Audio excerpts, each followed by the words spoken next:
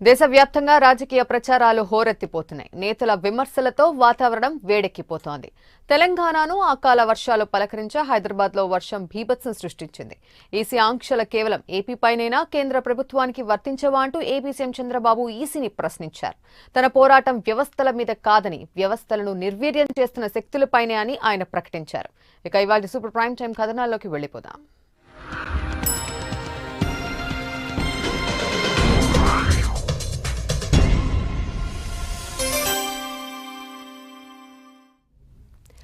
IT grid data చౌర్యం case కొత్త మలుపులు తిరుగుతోంది. ఇప్పటి వరకు తెలంగాణ ప్రభుత్వం ఏర్పాటు చేసిన సిట్ మాత్రమే కేసును దర్యాప్తు చేస్తోంది. ఇప్పుడు కొత్తగా మరో సంస్థ దర్యాప్తుకు సిద్ధమవుతోంది.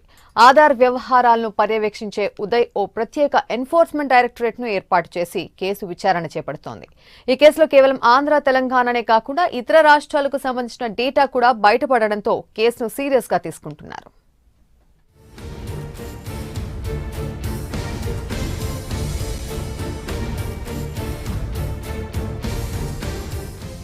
డేటా చౌర్యం కేసులో కొత్త మలుపులు.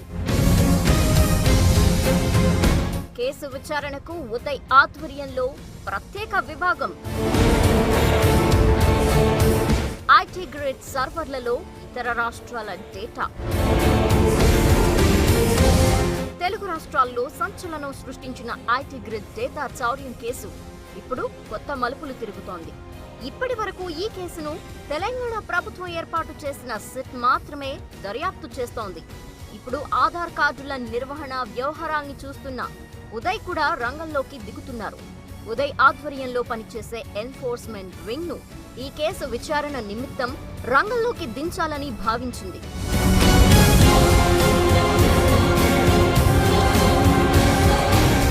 పోలీసులు స్వాధీనం చేసుకున్న ఐటీ గ్రిడ్ సర్వర్లలో మొదట ఆంధ్రప్రదేశ్ ప్రజల డేటా మాత్రమే ఉందని భావించారు. ఆ తర్వాత తెలంగాణ పౌరుల డేటా కూడా బయటపడింది. తాజాగా పంజాబ్ ప్రజల డేటాను కూడా ఈ సర్వర్లలో గుర్తించారు.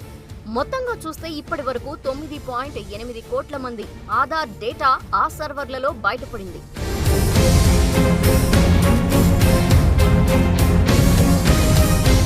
తెలుగు రాష్ట్రాల్లో సంచలనం రేకెత్తించిన డేటా థెఫ్ట్ వ్యవహారం ఇప్పుడు పక్క రాష్ట్రాల్లో కూడా ప్రకంపనలు సృష్టించేలా కనిపిస్తోంది. ఈ కేసులో మొదట మాదాపూర్ పోలీసులు దాడులు చేసిన సమయంలో కేవలం ఆంధ్రప్రదేశ్ కి మాత్రమే సంబంధించిన డేటా ఉందని భావించారు పోలీసులు. ఆ తర్వాత దర్యాప్తు బాధ్యత తీసుకున్న సిట్ పోలీసులు ఇందులో తెలంగాణ డేటా కూడా ఉందని చెప్పారు. దీంతో ఉభయ రాష్ట్రాల్లో ఈ కేసు పెద్ద దుమారం లేపింది.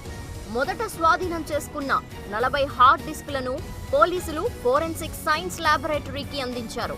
వాటిని పరిశీలించిన ఎఫ్ఎస్ఎల్ నిపుణులు తెలంగాణ, ఆంధ్రతో పాటు పంజాబ్ తదితర రాష్ట్రాలకు చెందిన డేటా వాటిలో ఉందని నివేదిక ఇచ్చారు.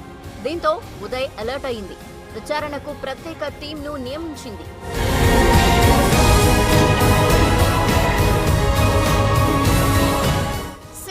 తాజాగా మరో 60 హార్డ్ డిస్క్లను ఎఫ్ఎల్ఎస్ కి పంపింది.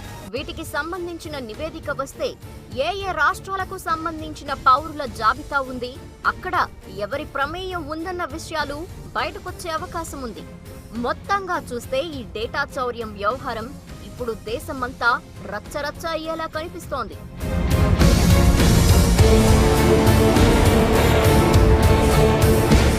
తమ సర్వర్లలోకి ఎవరూ చొరబడలేదని ఉదయ్ 2 రోజుల క్రితం ప్రకటించింది. తమ సర్వర్లు సురక్షితంగా ఉన్నాయి, డేటా చోరీకి గురి కాలేదని స్పష్టం చేసింది. మరి అయితే ఐటీ గ్రిడ్ కి ఈ డేటా ఎలా చేరిందన్న విషయం సస్పెన్స్ గా మారింది.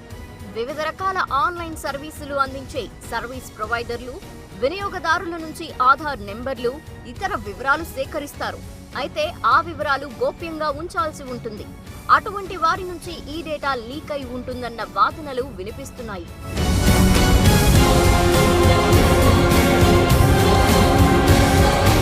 ఐటీ గ్రిడ్ కేసులో ప్రధాన నిందితుడిగా భావిస్తున్న అశోక్ కోసం పోలీసులు తీవ్రంగా గాలిస్తున్నారు.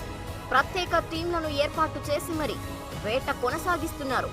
అశోక్ ను పట్టుకుని విచారిస్తే కాని అసలు విషయాలు బయటకు రావని సిట్ అధికారులు చెప్తున్నారు. అశోక్ ను పట్టుకుంటే ఈ వ్యవహారానికి సంబంధించిన అసలు సూత్రధారుల జాతకాలు బయటపడతాయంటున్నారు.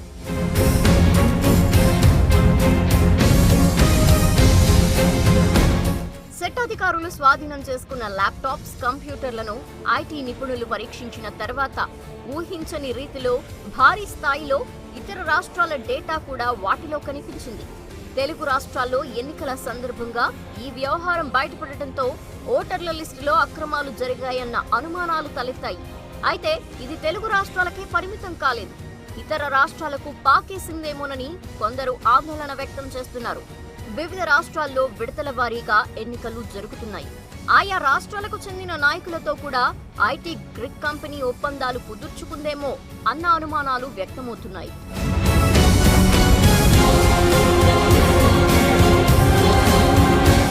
ఓటర్ల నాడి ముందుగానే కనిపెట్టి వారు ఓటు హక్కు వినియోగించకుండా లిస్టులో వారి పేర్లు గల్లంతు చేసేసి ఉంటారేమో అన్న సందేహాలు సిట్ అధికారులు వ్యక్తం చేస్తున్నారు. అసలు నిజాలు తెలుసుకోవటం కోసం సిట్ మరింత లోతుగా అధ్యయనం మొదలుపెట్టింది. తాము స్వాధీనం చేసుకున్న మరో 60 హార్డ్ డిస్కులకు సంబంధించి ఎఫ్ఎస్ఎల్ నివేదిక వస్తే ఏ రాష్ట్రాలకు సంబంధించిన పౌరుల డేటాను ఐటీ గ్రిడ్ సంస్థ సంపాదించిందో బయటపడనుంది. మొత్తానికి ఐటీ గ్రిడ్ వ్యవహారం ఇతర రాష్ట్రాల్లో ప్రకంపనాలు సృష్టించడం ఖాయమనిపిస్తోంది.